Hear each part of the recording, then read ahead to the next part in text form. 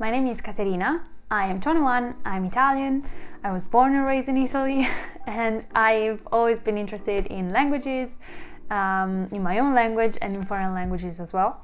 And I recently saw a video of Nathaniel Drew discussing the Italian language and how it makes no sense. So I thought, as a native speaker, I would react to it and maybe provide some explanation as well. Okay. I love the Italian language, I really do.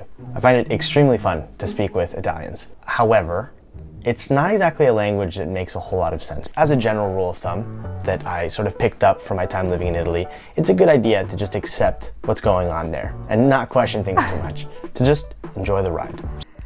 I feel like that's a good rule that Italians go by as well. Just don't ask too many questions. So I thought I would break down 3 elements of the Italian language that, in my opinion, make no sense whatsoever, and we could have a little laugh about it. I'm really curious what Italians are going to think about all this, because maybe it's just normal to them, but when you translate these things to English, they sound ridiculous. So without further ado, le bestemmie. Italians know what's coming here.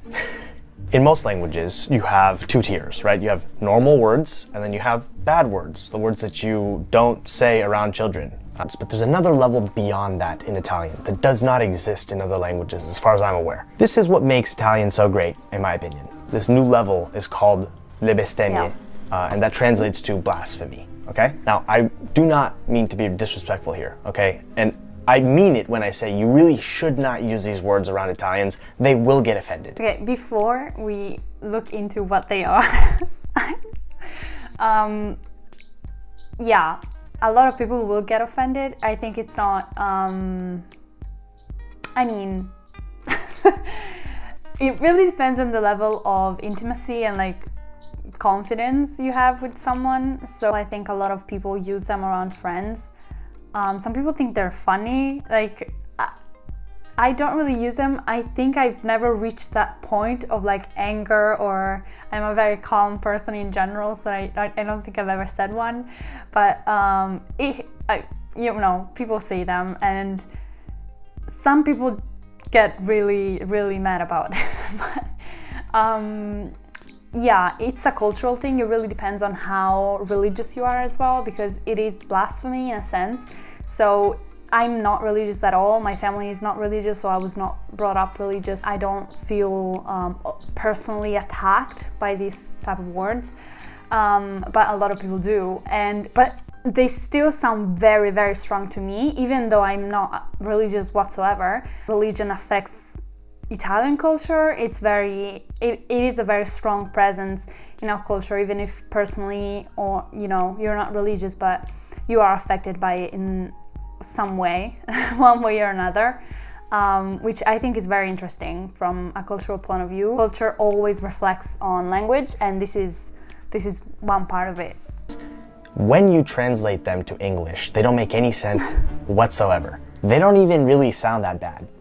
So I'll give you some examples here. I am making this for educational purposes, so Italians, please don't take it the wrong way. You know I love you dearly. These are so bad, in fact, that I'm only going to give you the English translations. And if you want to figure out how to say it in Italian for yourself, you're going to need to look it up online. At your own risk, okay? I am not taking any responsibility for what you choose to do on the internet. I think there's more than this very short list that I've compiled. Oh my gosh, there's hundreds of them.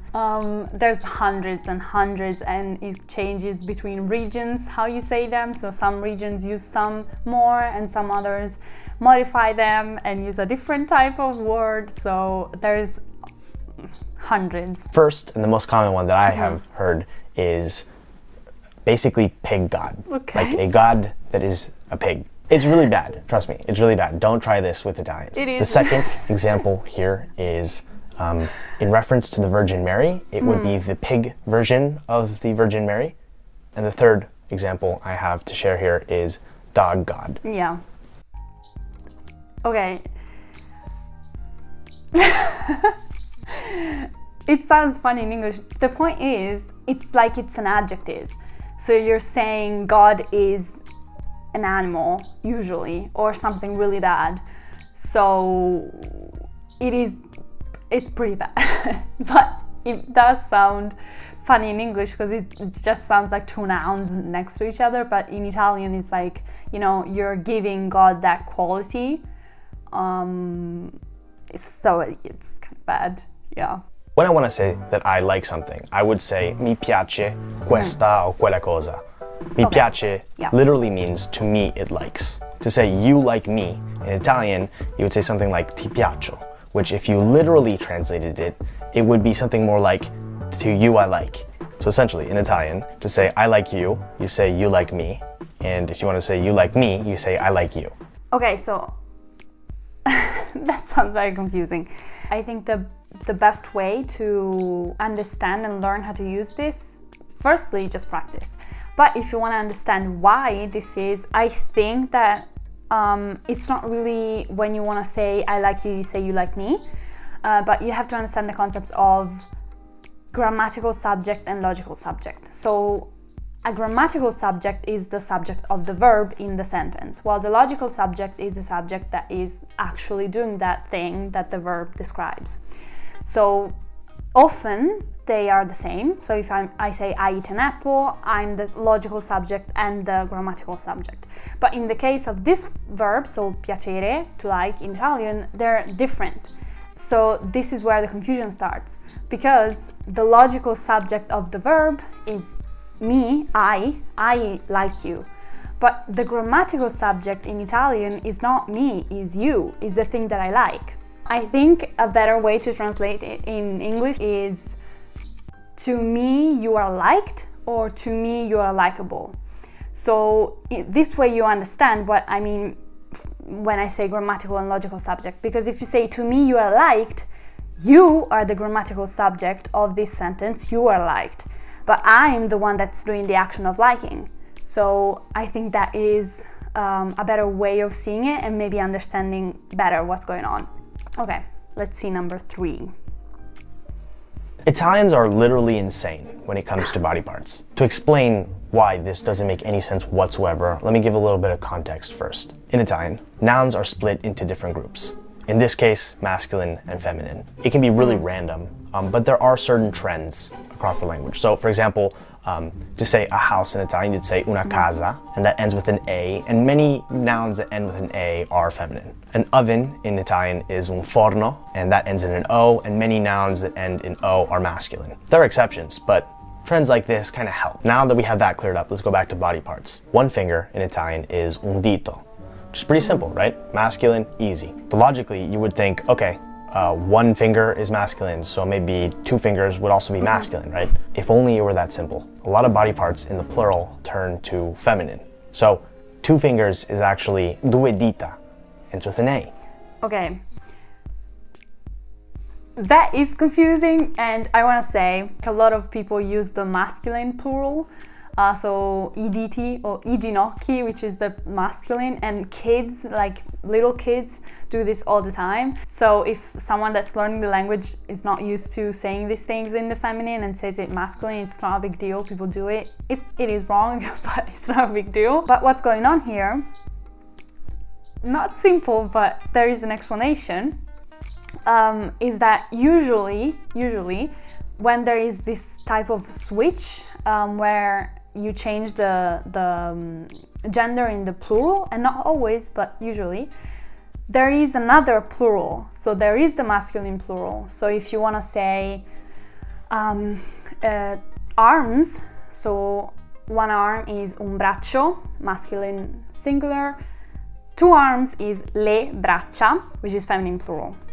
But if you say I bracci, which is the correct masculine plural, you are saying arms, and it does exist, but it means arms of a chair or the arms of a river, for example. So arms of things that are not human.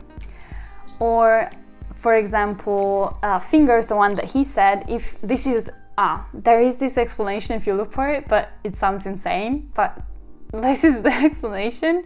If you say le dita, so plural, feminine, you're saying like 2 fingers of the same hand or all of your fingers in general.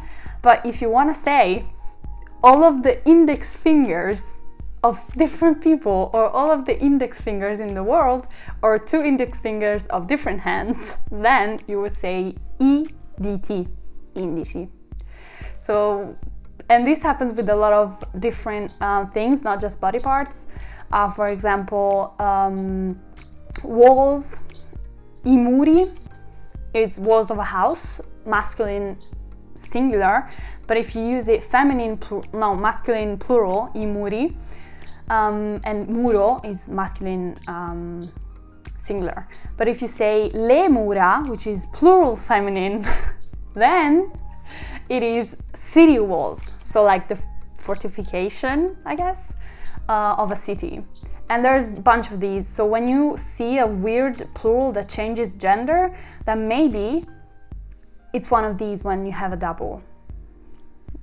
I know it's confusing, but that's why. Now, the reason why it makes it especially confusing with body parts is that singular masculine turns into singular feminine, even though we're talking about multiple body parts here. So again, basically, one finger in English is un dito, one finger, masculine in Italian.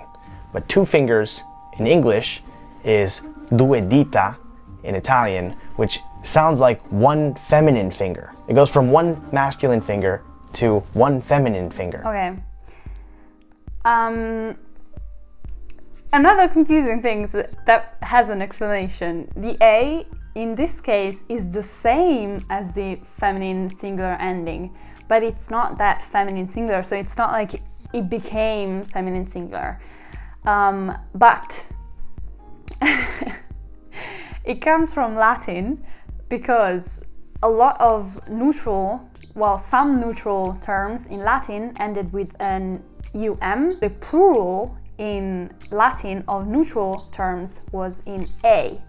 So this type of things, and then for association, a lot of other plural in Italian that were masculine do this, and this happens because it just retained, is that a word in English? Retained the ending that was in Latin, that was neutral in Latin.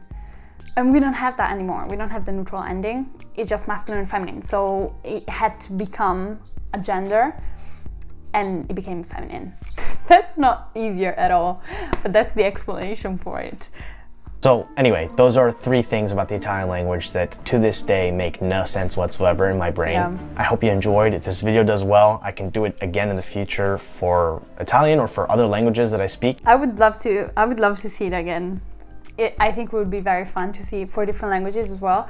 This was so fun to me because it is my language, so these things, I don't know, I grew up with it, so it just sounds normal.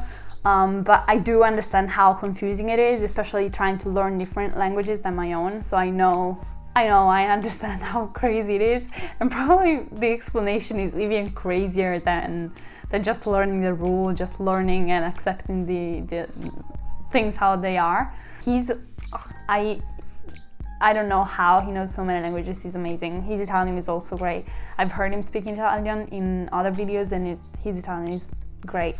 So props to him. But yeah, that was my reaction to it and my attempt to give somewhat of an explanation to some of the things. If you're interested in more videos on languages and linguistics and these type of things, you can subscribe, and I will see you in my next videos.